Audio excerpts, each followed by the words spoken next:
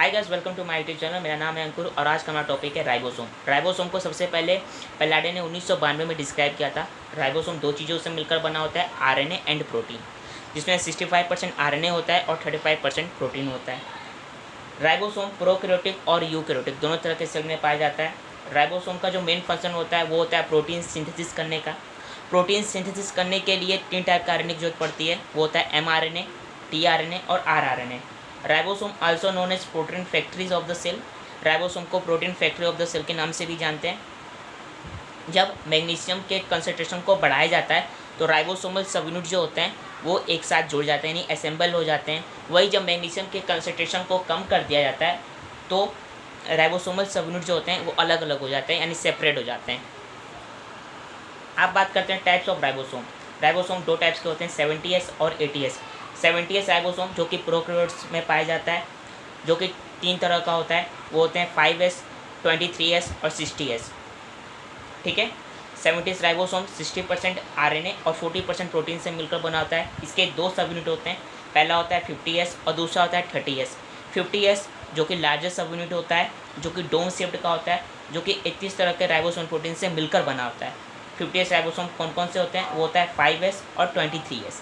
अब बात करते हैं 30S। 30S जो कि स्मॉलर सब यूनिट होता है, जिसमें कैप लाइक स्ट्रक्चर देखने को मिलते हैं। ये 21 तरह के राइबोसोमल प्रोटीन से मिलकर बना होता है और ये किस में मिलता है, तो वो मिलता है 16S rRNA में। ठीक है। अब बात करते हैं 80S राइबोसोम के बारे में, जो कि बेसिकली यूकैरियोट्स में पाया जाता है, जो कि 4 टाइप्स के होते हैं। कौन कौन? 5S, 5.8S, 28S और 18S, माफ़ करिएगा, जो कि 40% आरएनए और 60% प्रोटीन से मिलकर बना होता है। इसके भी दो सब यूनिट होते हैं, एक होता है 60S और दूसरा होता है 40S।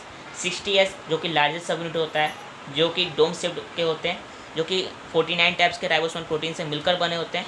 60S राइबोसोम कौन कौन से होते हैं वो देखिए, 5.8S, 5S आरएनए और 20S आरएनए, ये 60S राइबोसोम के टाइप्स होते हैं। ठीक है।